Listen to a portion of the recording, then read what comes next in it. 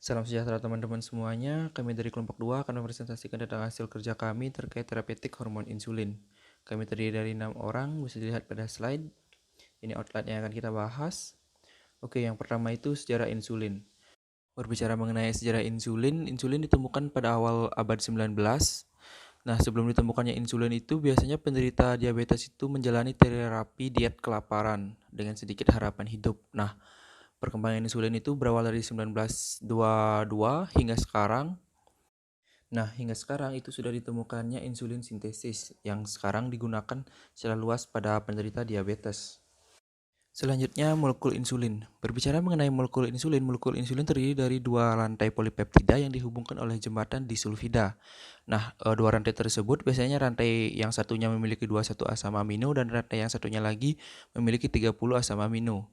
Untuk lebih jelasnya bisa dilihat pada gambar. Selanjutnya, pengaruh insulin di dalam tubuh.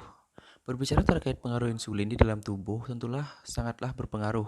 Singkatnya, insulin memfasilitasi transportasi glukosa ke sel-sel dengan memodulasi reseptor GLUT4, sehingga glukosa dapat masuk ke dalam sel dan akan diproses lebih lanjut.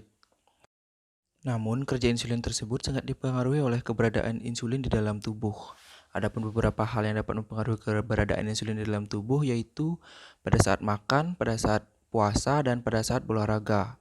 Di mana di dalam ketiga kondisi tersebut pastilah jumlah insulin dalam tubuh itu berbeda-beda.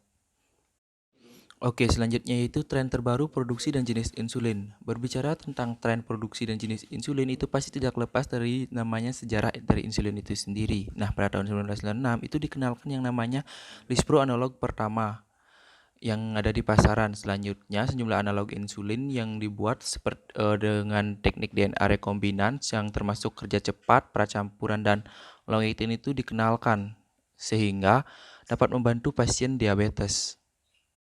Di mana tren dari insulin itu sendiri ada insulin hewan, insulin kerja panjang, insulin manusia, dan analogi insulin. Insulin hewan pertama kali dihasilkan oleh perusahaan Eli Lilly pada tahun 1922, di mana insulin hewan ini pada saat itu berasal dari pankreas babi, yang kemudian hingga beberapa dekade kemudiannya terus ditingkatkan. Selanjutnya insulin kerja panjang itu diperkenalkan oleh Hegedron itu pada tahun 1933 di Denmark dengan formulasi aksi tertundanya. Nah, untuk insulin manusia itu pertama kali disintesis dengan teknik DNA rekombinan pada tahun 1970-an dengan memasukkan gen yang mengkode insulin manusia ke dalam bakteri E. coli. Selanjutnya analog dari insulin. Nah, analog dari insulin pertama kali itu dikenalkan pada tahun 1990-an yaitu dilakukan dengan mengubah urutan asam amino dari molekul insulin untuk mengubah sifat farmakokinetiknya sehingga ada insulin kerja pendek yang kita kenal hingga sekarang. Next yaitu biosimilar insulin. Nah, biosimilar adalah versi generik dari obat DNA rekombinan yang disintesis melalui proses pembuatan yang berbeda. Nah, teknik berbeda tersebut maka membuat obat dengan struktur protein seperti insulin yang dibuat dengan proses pembuatan yang berbeda dari obat aslinya memungkinkan tidak sepenuhnya identik karena mungkin ada perubahan di dalamnya. Misalnya itu struktur kuarner lipatannya yang berbeda. Oke, next slide kita akan membicarakan tentang produksi insulin. Nah, berbicara mengenai produksi insulin, gambar di bawah mengilustrasikan langkah-langkah utama level molekuler dalam produksi insulin. Dalam produksi insulin ini dilakukan dengan beberapa langkah yang dibagi menjadi dua proses yaitu upstream dan downstream processing. Oke, langkah yang pertama yaitu upstream processing. Adapun yang termasuk ke dalam langkah upstream processing yaitu langkah pertama yaitu untuk memperoleh gen insulin manusia. Untuk memperoleh gen insulin dari manusia dapat dilakukan dengan dua cara.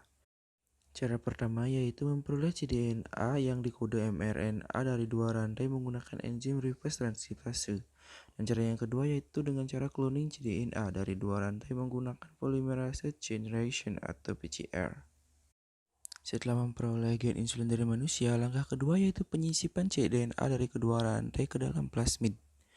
Caranya, terlebih dahulu kita potong plasmid bakteri dengan menggunakan enzim restriksi spesifik untuk kemudian memasukkan kedua molekul DNA ke dalam plasmid bakteri tersebut. Adapun host atau bakteri yang digunakan itu dapat menggunakan bakteri E. coli. Selanjutnya langkah 3 yaitu tahap transfeksi. Nah, pada tahap proses transfeksi, plasmid yang sudah dimasukkan molekul DNA atau plasmid rekombinan akan memasuki sel bakteri, sehingga sel bakteri yang Sudah dimasuki plasmid rekombinan disebut dengan sel yang diubah.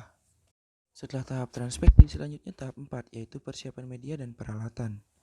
Nah, yang pertama yaitu persiapan media. Media yang digunakan untuk inokulasi bakteri hasil transformasi disiapkan terlebih dahulu. Setelah media siap, kemudian tambahkan bakteri hasil transformasi ke dalam media. Pada tahap ini juga dilakukan persiapan bioreaktor. Persiapan bioreaktor dapat dilakukan dengan mengecek atau memperbaiki atau memeriksa terlebih dahulu bioreaktor dengan kalibrasi elektroda pH, Ruby O2, kondensor buangannya, dan saluran masuk udaranya. Kemudian bioreaktor disterilkan. Selanjutnya langkah 5 yaitu tahap fermentasi. Pada tahap ini terdiri dari penskalaan kecil dan penskalaan besar. Pada penskalaan kecil itu digunakan untuk memilih jenis E. coli yang akan digunakan untuk fermentasi. Media fermentasi mengandung dua komponen unik antibiotik yang dikenal sebagai ampicillin dan laktosa. Sel bakteri yang berhasil melakukan transformasi akan mengandung gen plasmid yang mengandung gen resistensi insulin dan gen LACZ yang mengkode beta-galaktosidase dengan adanya laktosa. Oleh karena itu, sel-sel itu dapat tumbuh di lingkungan ampicillin dan transkripsi gen LACZ yang pada gilirannya akan menghasilkan transkripsi DNA rantai insulin manusia. Pindah ke skala besar, di mana sel bakteri yang ditransmisi dipindah dari labu kecil dan direplikasi ke dalam kondisi optimal seperti suhu, pH, dan tangki fermentasi. Langkah ini melibatkan proses pemantauan dan kontrol. Sel bakteri akan mengaktifkan gen untuk rantai insulin manusia dan kemudian rantai insulin diproduksi di dalam sel. Setelah itu selanjutnya masuk ke dalam tahap downstream processing. Nah, pada tahap downstream processing yang pertama itu langkah 6 isolasi produk mentah. Pada isolasi produk mentah, sel dikeluarkan dari tangki dan dilisis menggunakan metode seperti pencernaan enzim, pembekuan dan pencairan, serta sonikasi. Selanjutnya langkah 7 yaitu pemurnian produk kotor. Nah, pemurnian produk kotor dilakukan dengan sentrifugasi untuk membantu memisahkan komponen sel dari produk.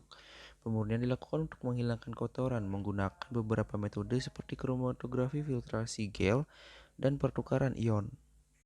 Selanjutnya langkah 8 yaitu untuk mendapatkan rantai insulin. Nah, pada langkah 8 ini didapatkan rantai insulin yang diperoleh dari isolasi protein setelah lisisnya bakteri. Dilanjutkan dengan langkah 9 yaitu sintesis insulin aktif, di mana pada tahap ini dua rantai membentuk ikatan disulfida menggunakan natrium ditionat dan natrium sulfid, dan rantai disambung melalui reaksi yang dikenal sebagai reduksi oksidasi di bawah beta-mercaptanol dan oksidasi udara, menghasilkan humulin insulin sintesis manusia. Dan langkah terakhir yaitu langkah 10 yaitu PRH-PLC untuk mendapatkan insulin yang sangat dimurnikan, di mana PRH-PLC dilakukan terakhir untuk menghilangkan hampir semua kotoran untuk menghasilkan insulin yang sangat dimurnikan. Insulin kemudian dapat dipoles dan dikemas untuk dijual. Next slide yaitu proses produksi insulin Gilargin. Nah, untuk proses produksi insulin Gilargin ini hampir sama dengan proses produksi insulin sebelumnya, dengan menggunakan host yang sama yaitu E. coli, dan media untuk fermentasinya juga sama, media LB. Untuk analisis kemurniannya juga sama menggunakan PRH-PLC. Nah, sekian yang dapat kami sampaikan. Jika ada salah kata yang kurang berkenan di hati teman-teman, kami mohon maaf yang sebesar-besarnya. Saya tutup dengan terima kasih and have a nice day.